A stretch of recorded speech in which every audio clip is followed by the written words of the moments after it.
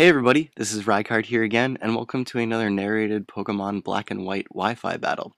Today's battle is another UU match against an opponent by the name of Vet Danc, and the team I am using, just to talk about it a little bit, is basically meant to revolve around Honchkrow. I have a few Pokemon that can cause paralysis. I have Roserade to set up spikes and everything, so that basically late game Honchkrow will be able to sweep everything after it has taken significant damage and is paralyzed, so I'll be faster than it. Except, fun fact, I brought the wrong Honchkrow in this battle. This is actually my special attacking one, so whoops, and that's going to come and play later in the game. But anyways, this match is really awesome, goes right down to the wire, so I hope you all enjoy. So let's get into it right now. So I lead off with Cresselia, as my opponent leads off with his Victini. Now keep in mind, this battle is going to be running at a little bit of a slower rate than normal because I need to talk about a lot more than normal.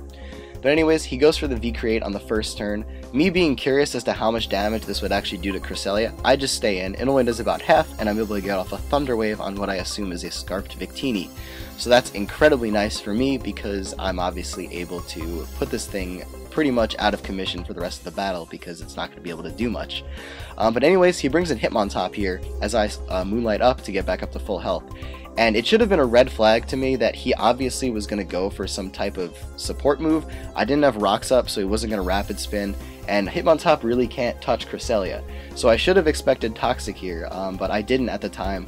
I know that for future reference now, but I do go for Psychic, get off about half damage on this thing, which is really nice. And then I'm able to Thunder Wave on the next turn. Luckily for me, he switches into his Tornadus, which sounds really good from my perspective. I'm thinking, yes, I'm Thunder Waving all the fast things on his team, and I'm going to be able to basically sweep after everything gets paralyzed. But expecting this to be a special Tornadus, I switch out into my Snorlax to tank the hit. He actually is a sub bulk up set, so I do go for Body Slam to break this sub, and now expecting him to maybe keep bulk upping or wanting to substitute on the following turn, I do leave Snorlax in to go for the Whirlwind. I knew something had to take that hit, the Acrobatics with the boost from the Flying Gem, so I left Snorlax in, and then on the following turn I do leave in my Snorlax to take whatever hit happens.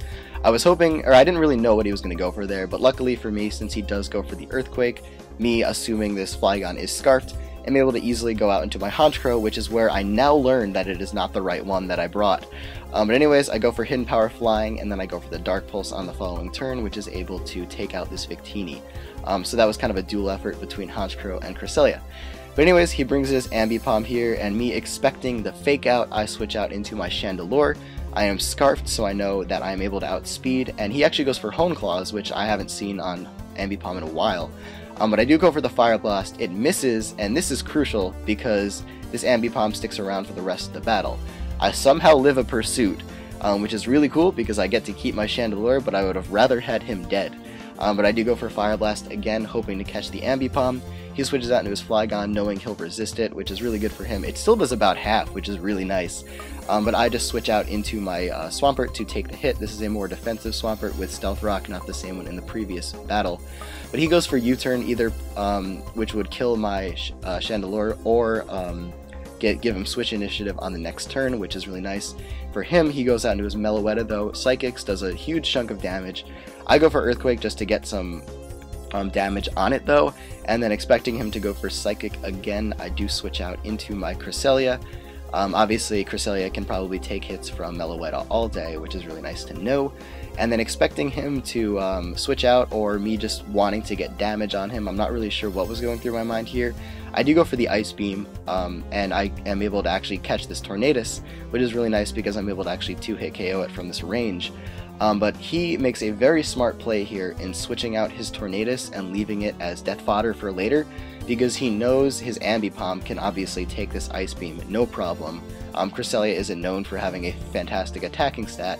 And then me expecting him to go for Pursuit, I just go for Moonlight, but he actually reveals to me he has Fake Out with Honeclaws and Pursuit, which I was just not expecting. It's not a set I've really ever run into before, so he caught me off guard with that one, and obviously my Cresselia is going to go down here because I can't switch due to the Pursuit.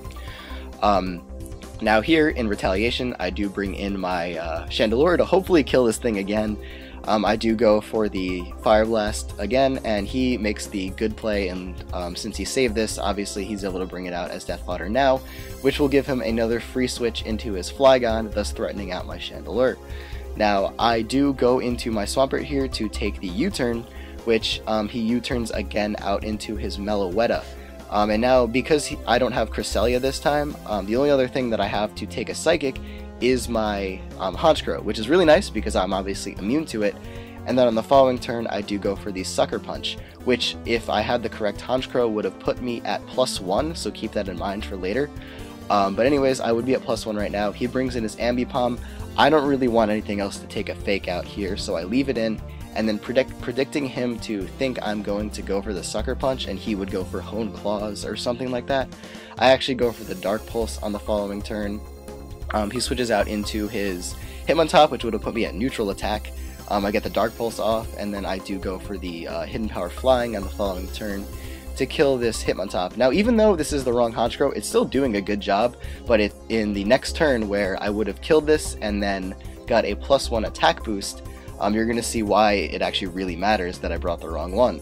Because he's going to bring in his Flygon right here, and Sucker Punch would have killed this, but unfortunately, wrong Honchkrow, so he's able to outrage my Honchkrow, kill it, and then me hoping, since I only have a couple things left, I'm hoping that he gets a 2-turn outrage, so I bring in my Roserade. It's at full health, so I'm like, maybe it'll live, but unfortunately it doesn't. I might look into that in the future and making sure it can survive a Flygon outrage. But anyway, I bring in my Swampert here, and it obviously has to take the hit.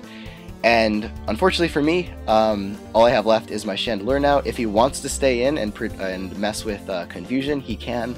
But obviously he makes a smart play, goes into his Ambipom. I go for Energy Ball because I did not want something to miss, and I figured Energy Ball would have killed Flygon anyway.